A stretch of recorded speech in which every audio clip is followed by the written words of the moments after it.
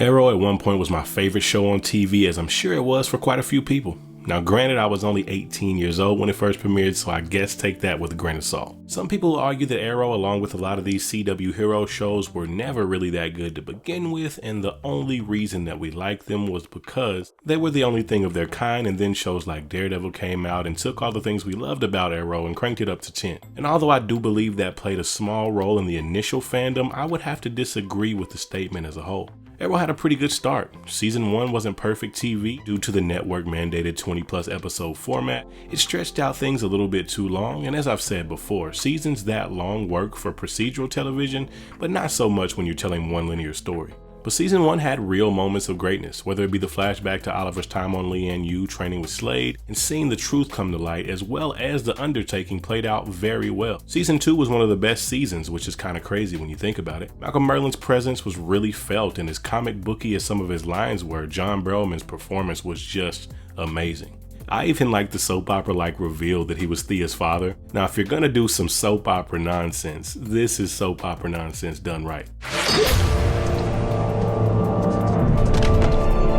Imagine my joy at learning that Thea is my daughter. Season 3 was average serviceable TV, and we all know what happened season 4. It was pretty bad. They took all the melodrama and turned it up to 10, and then took the action and cranked it down to 2. It's easily the worst season, but the show had one of the best bounce backs in CW history with season 5. Seeing Oliver in his new element was pretty interesting to watch. They toned down all that melodrama and really focused in on conflict. The way they set up Oliver's future death was handled brilliantly in my opinion. Although the series never got back to its peak of season 2, the rest of the seasons played out ranging from solid to decent.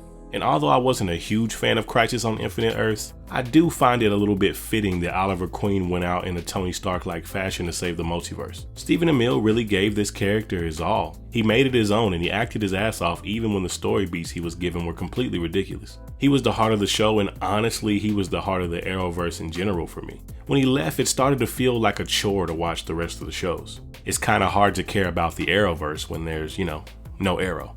But I will say I do love me some Legends of Tomorrow. With all high praise aside, a lot of those things are at the root of my frustration with this show over the years. Out of all its contemporaries, Arrow showed the most promise and potential to be more than your typical soap opera cape series. And who knows, man, maybe my disappointment is my own fault. Maybe I was hoping for the show to be something it wasn't, or something that it could never be. After all, at the root of every disappointment is expectation. And if you're a fan of the series and you love everything about it, this isn't to put a sour taste in your mouth. I just want to talk a little bit about, for me, what made this show stay trapped in the box of being just serviceable television instead of blossoming into something great. The main issue I have comes from a storytelling standpoint, but I do also have something that really irks me that admittedly is more of a comic book fanboy complaint. So I'm gonna get through that comic book fanboy complaint first before we get into the real issue I have with the show. So let's get right into it. We gotta talk about CW's Batman obsession. Batman is DC's largest selling comic book character, and that's pretty much common knowledge at this point. It's basically become to the point where it's pretty damn hard to tell a long-running DC storyline where Batman isn't at least mentioned. And oh man, does the CW mention him a lot. The lack of Batman in the CW isn't really necessarily the network's fault. It's more so the fact that WB won't let the CW touch Batman with a 1,000-foot pole. So to get around this hurdle, they basically turned Arrow into the CW's version of Batman in a lot of ways. Which I get it, you want to start a hero universe. You need someone who's tactical and headstrong, but you can't get Batman. So in turn, you use another character, and that's fine. But I don't think you have to change Oliver Queen's entire personality to do that. Granted, there are a lot of parallels between Bruce Wayne and Oliver Queen. They're white, they're rich, and they fight crime at night. But that's really about it. And yes, comic book nerds, I understand that in the early days of comics, Arrow was pretty much a Batman and Bruce Wayne ripoff, down to the Arrow Cave and the Arrow Signal. But back then, superheroes having a personality outside of their disguise really wasn't as big of a focus. But over time, these characters began to develop personalities along with core values and beliefs. And the huge difference between Bruce Wayne and Oliver Queen is that playboy facade that Bruce Wayne puts on is really Oliver Queen in the flesh. There isn't a lot of difference between how Oliver acts as Green Arrow and how he acts as Oliver Queen. He's a cocky jokester who always runs his mouth even in situations where he probably shouldn't. He's a show-off who's good at what he does, and he has no problem telling you about it. Sorry I'm late. But don't you try changing clothes in a hybrid. Compared to Batman, who's pretty much putting on a show whenever he steps out as Bruce Wayne, but when he puts on the cowl, he becomes a mystical creature of the night, sticking to the shadows, never being heard or seen unless he wants you to hear or see him. But on top of the personality traits that this version of Arrow borrows from Batman, he also borrows a lot of Batman's rogues gallery. Now I know this is something that's common in the comic books, especially for characters who don't have an extensive rogues gallery. So the inclusion of people like Deadshot and even Deathstroke didn't bother me much. But there was a use, or should I say misuse, of a character that to this day I haven't really been able to get over. See, the use of Ra's al Ghul was pretty jarring to me. I vividly remember screaming at the TV like a maniac. Part of me kind of hyped to see Ra's again, and the other part pissed off that they were literally trying to turn Arrow into Batman right in front of my own eyes. They even set it up for him to take over for Ra's. And being the Batboy fanboy I am, I could spend this entire video pointing out all the Batman comparisons, like the Felicity being crippled and basically becoming Oliver's Oracle, or him being romantically involved with Raz's daughter, even though we know that twisted Batman relationship is the one that gives us our least favorite Robin, Damian Wayne.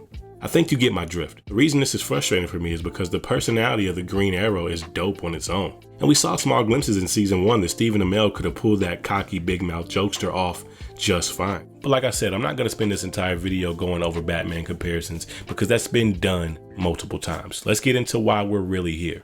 And that's something I like to call suspension of disbelief. So in pretty much every bit of fiction, especially when we get under sci-fi and superhero media, there's always going to be a suspension of disbelief. It's basically a fancy way of saying you have to allow yourself to believe things that we know aren't logically true or possible. For Spider-Man, we're asked to believe that this kid can get bit by a spider and shoot webs out of his wrists. For Captain America, we're asked to believe that he can be frozen in Antarctica for 70 years and still be alive, let alone immediately start running as soon as he's unthawed and wakes up. None of those things more than likely could hold true in real life, but due to the worlds being presented to us, these things make sense to us and they're believable. For Spider-Man, he fights symbiotes and a dude made of sand. Shooting webs out of his wrists is probably the easiest thing to believe in that universe. For Captain America, he lives in a world where there's super serums and there's a guy who gets abnormally large and turns into a green rage monster anytime he gets mad, while also keeping his denim jeans intact, I might add. Right now, you may be asking, what does that long tangent have to do with Arrow?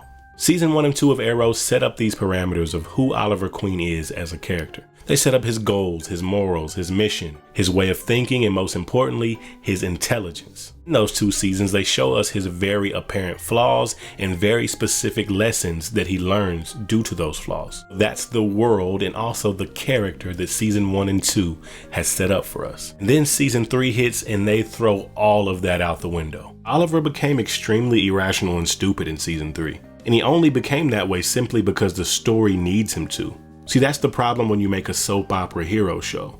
Comic books have a lot of soap opera elements, but at the end of the day, they're character-driven stories. The story is driven by the characters and their actions. Then those actions have either a positive or negative consequence, which the hero then applies to their life on their journey moving forward. See, in a soap opera, it's completely different. In a soap opera, anyone can and will do anything, and I mean anything, to suit the narrative or twist of the story. Even if what they're doing goes completely against everything we've been shown about them as a character. The importance of that comparison is, in the situation of a soap opera, the story takes precedence over the character. The story taking precedence over the character is exactly what happened to Oliver so many times throughout this series. But it's not just to his character, it's a lot of characters in this show, as well as the rules and the logic of this world that's been presented. Characters become smarter, stronger, weaker, dumber, pretty much whatever the story needs them to do at that moment. Ra's has been beating Arrow's ass the entire season. The final face-off between them, he just becomes a randomly incompetent fighter and Oliver beats him using his own move.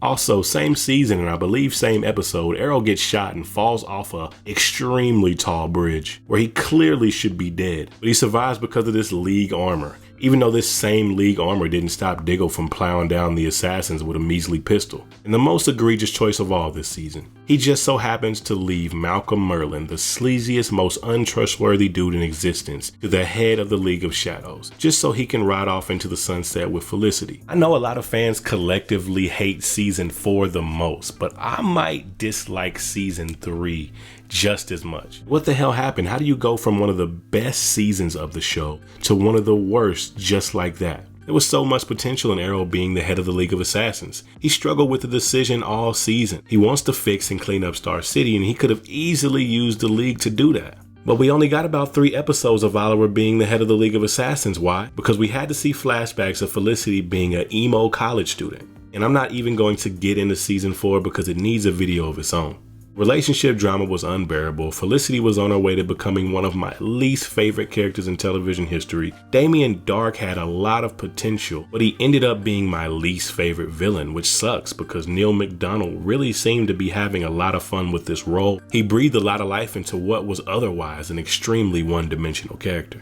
So with going in how I went in on season 3 and 4 and all the things that I hated about him and how it just set up a lot of the bad traits that the show would then continue to pick up in the future, I think it's only right that I talk about the major fumble recovery of season 5. Season 5 is honestly one of my favorite seasons of the series. I have not watched this show in quite a while, and I didn't even go back to rewatch it before I started writing this video. But when I go back and I think about specific moments of the series and things that stood out to me, the main thing that pops in my head is season 5. I really enjoyed the villain of Prometheus. He was extremely devious and menacing. You gotta credit a lot of that to Josh Segura's performance, man. He really killed it. And to give the CW writers a little bit of credit as well, I thought they handled his character for a CW show, man, as flawlessly as you can. I'm usually able to predict what's gonna happen in these shows, but until later in the game when they really started dropping hints on him, I was genuinely surprised and doubtful that it was actually him. Prometheus ended up being one of my favorite villains. They pulled the trope of Arrow being pushed to his limits multiple times before and after this, but it always came off a little bit cheesy and melodramatic to me a lot of the times. But I thought this one, it was done the absolute best. And like I said, even though I'm not a huge fan of how they adapted Bruce Wayne's broody personality to Arrow, it was pretty cool to know where Oliver Queen came from and being the cocky playboy to now being in season 5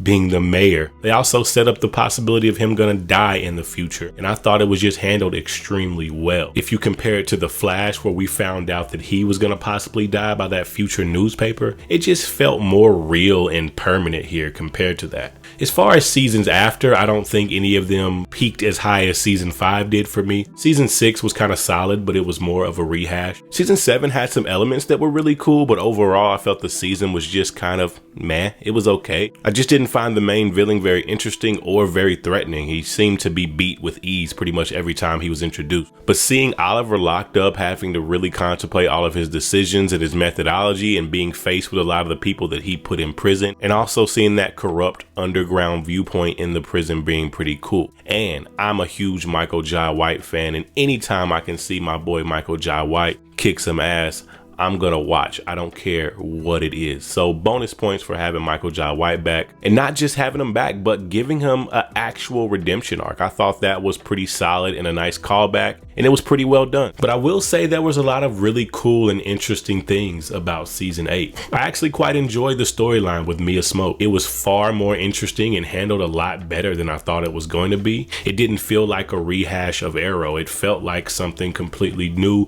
something completely different that could have stood on its own, and honestly, I probably wouldn't have mind checking that series out if it was ever greenlit. The torn down dystopian future version of Star City was just a kind of cool take and cool to see. I thought season 8, man, they really went all out and they really tried to go out with a bang, and I can always salute that. I can always appreciate that. I don't think season 8 was mind-blowing or amazing, but it did introduce a lot of really cool elements that I liked. And on top of that, it really showed the impact of Arrow on the other shows that would come after it. And it was a pretty solid and serviceable ending, man. But all in all, I just think it dragged out a little too long. It kind of pulled a Dexter for me. I'm also not going to sit here and pretend that I can fathom how tough of a decision that would be, whether to keep a show going or to end it after you have a really good bounce back year, especially when you're working with a network like CW that is struggling to get profit every year. I could really see how that could be really tough to make that decision. Out of all the Arrowverse characters, I think they handle the show of Arrow with the most care. I like to think that somewhere in an alternate dimension, the Arrow never spawned the Arrowverse, because all in all, I just think it bit off a little more than it could chew with the CW budget. It's a really cool and great idea to have this really big interconnecting and interwoven universe, but I think out of all the shows, that interconnected universe ended up hurting the quality of Arrow the most. In shows like Batwoman that started off really bad, its inclusion into the Arrowverse only did nothing but help it, because people who would have never watched it in the first place are gonna watch. I often feel like his character as a whole took a back seat to whatever large overarching story they were trying to tell with the Arrowverse. And although I do respect that attempt at trying to make a larger world, I feel like you shouldn't neglect your star player in order to do that. But yeah, that's pretty much my relationship to this show. I will have to say that I loved more than I hated. I liked a lot more than I didn't like, so that's always a good thing. But I would love to know how you feel down in the comments.